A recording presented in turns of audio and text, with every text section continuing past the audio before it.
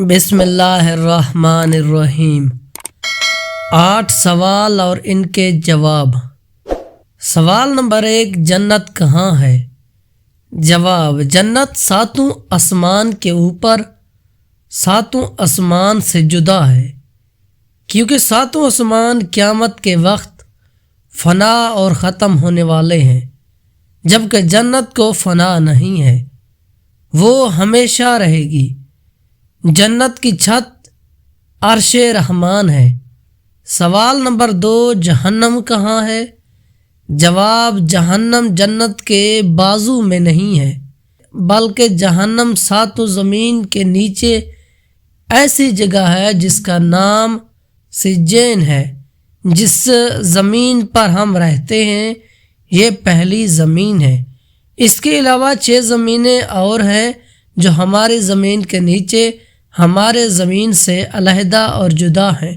سوال نمبر 3، سدرۃ المنتہا کیا ہے؟ جواب، سدرہ عربی میں بیری کے درخت کو کہتے ہیں۔ المنتہا مخلوقات یعنی آخری حد۔ یہ بیری کا درخت وہ آخری مقام ہے جو مخلوقات کی حد ہے، اس سے آگے جبریل امین بھی نہیں جا پاتے۔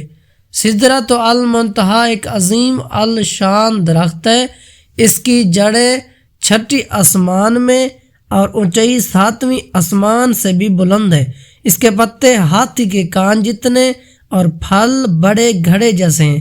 اس پر سنہری تتلیاں منڈلاتی ہیں۔ یہ درخت جنت سے باہر ہے۔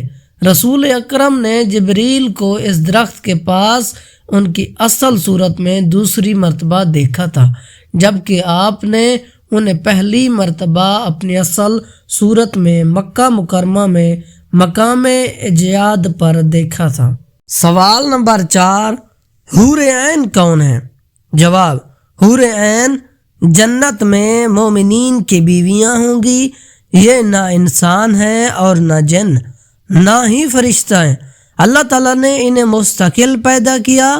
یہ اتنی خوبصورت ہیں کہ اگر دنیا میں ان میں سے کسی ایک کی محض جھلک دکھائی دے جائے تو مشرق اور مغرب کے درمیان روشنی ہو جائے۔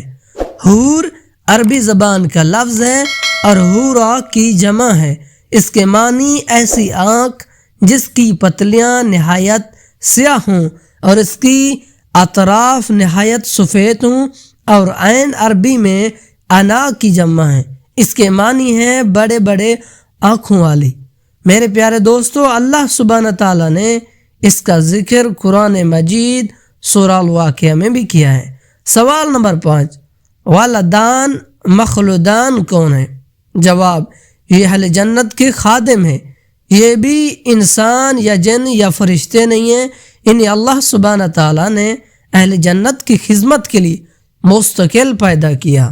یہ ہمیشہ ایک ہی عمر کے یعنی بچے ہی رہیں گے، اس لیے انہیں الوادان المخدان کہا جاتا ہے۔ سب سے کم درجے کی جتنی کہ 10,000 ولدان مخلدان عطا ہوں گے۔ سوال نمبر 6، اعراف کیا ہے؟ جواب، جنت کی جوڑی فصیل کو اعراف کہتے ہیں۔ اس پر وہ لوگ ہوں گے جن کے نیک اعمال اور برائیاں دونوں برابر ہوں گے۔ ایک لمبے عرصے تک وہ اس پر رہیں گے اور اللہ سے جنت میں داخلے کی امید رکھیں گے۔ انہیں وہاں بھی کھانے پینے کے لیے دیا جائے گا، پھر اللہ تعالیٰ انہیں اپنی فضل سے جنت میں داخل کر دے گا۔ میرے پیارے دوستو، سوال نمبر 7، روز قیامت کی مقدار کتنی ہے؟ جواب سن کر آپ تمام حیران و پریشان ہو جائیں گے۔ 50,000 سال کے برابر، جیسے کہ قرآن مجید میں خداوند کا ارشاد ہے۔ ابن عباس سے روایت ہے کہ قیامت کے 50 مواقع ہیں اور ہر موقف 1000 سال کا ہوگا۔ جب یہ آیات نازل ہوئی تو رسول اکرم سے پوچھا گیا کہ جب یہ زمین و آسمان بدل دی جائیں گے تب ہم کہاں ہوں گے؟ آپ صلی اللہ علیہ وسلم نے ارشاد فرمایا تب ہم پل صراط پہ ہوں گے۔ پل صراط پر سے جب گزرے ہوگا اس وقت صرف 3 جگہ ہوں گی۔ نمبر 1 جہنم، نمبر 2 جنت، نمبر 3 پل صراط۔ سوال نمبر 8، پل صراط کی تفصیل کیا ہے؟ قیامت میں جب موجود آسمان اور زمین بدل دی جائیں گے اور پل صراط پر سے گزرنا ہوگا، وہاں صرف 2 مقامات ہوں گے، جنت اور جہنم۔ جنت تک پہنچنے کے لیے لازماً جہنم کے اوپر سے گزرنا ہوگا۔ جہنم کے اوپر ایک پل نصب کیا جائے گا، اس کا نام الصراط ہے۔ اس سے گزر کر جب پار پہنچیں گے وہاں جنت کا دروازہ ہوگا۔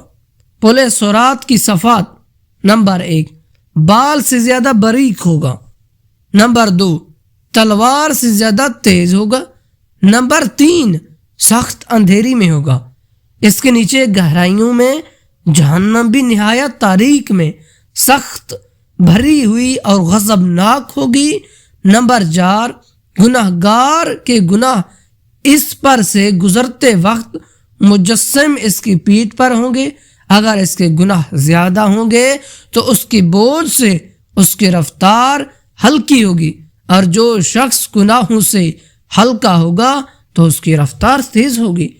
اس پل کے اوپر آنکڑی لگی ہوگی اور نیچے کانٹے لگے ہوں گے جو قدموں کو زخمی کریں گے، اس متاثر کریں گے۔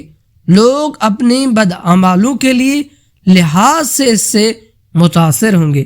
6 جہنم کے گڑھے میں گرنے والے لوگوں کی بلند چیخو پکار سے پل صراط پر دہشت طاری ہوگی۔ لوگ اپنے آنکھوں سے اپنے سامنے بہت سو کو پل صراط سے گزرتا ہوا دیکھیں گے، اور بہت سو کو دیکھیں گے، وہ اس سے نجات پائیں گے۔ اے اللہ سبحانہ تعالیٰ بحق محمد و آل محمد ہمیں کامیابی عطا فرما، اور محمد و آل محمد کی شفاعت ہم کنار کرنا۔ استغفر اللہ ربی وتوب الیہ، لا حول ولا قوة الا باللہ العلی العظیم۔